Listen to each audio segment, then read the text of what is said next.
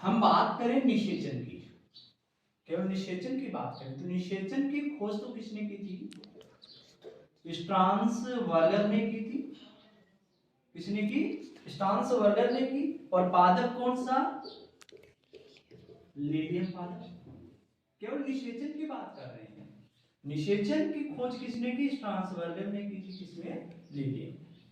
लेकिन आवर्त बीजी जो पादप हैं, आवर्त बीजी जो पादप हैं, इन आवर्त बीजी पादपों के अंदर, इनके अंदर तो कौन सा निषेचन पाया जाता है?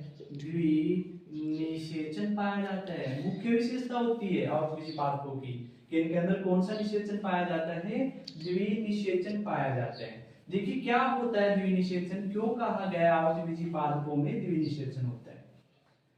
पराग स्त्री केसर संकर्षण के दौरान जब पराग नलिका किसमें प्रवेश कर जाती है? भ्रूणकोश में प्रवेश कर जाती है, एम्ब्रियो सेक में प्रवेश कर जाती है। तो इसमें प्रवेश करने के बाद में पराग नलिका का शीर्ष भाग फट जाता है और शीर्ष भाग फटने के कारण पराग नलिका में उपस्थित दो नर युग्मक हैं, ये नर युग्मक किसमें मुक्त कर दिए जाते हैं? भ्रूणकोश में मुक्त कर दिए जाते हैं। ठीक है।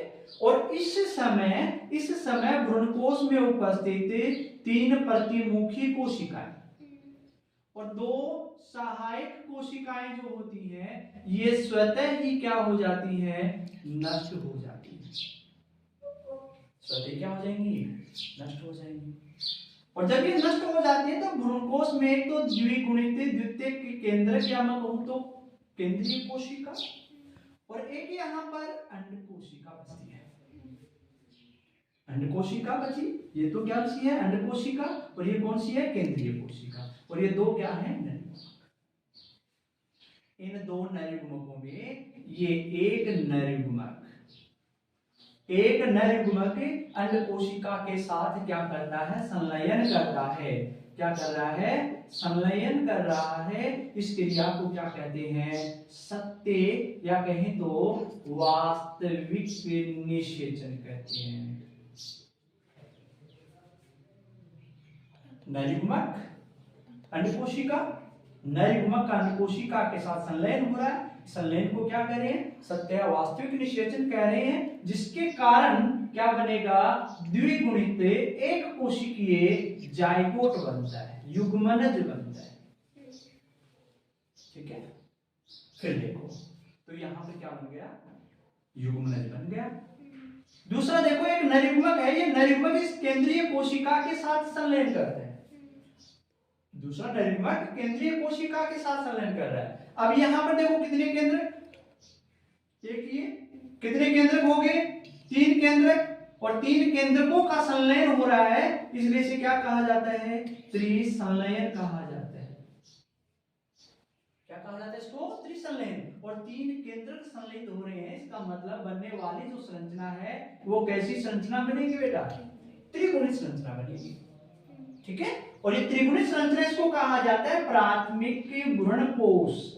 प्राथमिक भ्रूणकोश केंद्रक कहते हैं। क्या कहते हैं इसको? PEN कहते हैं इसको।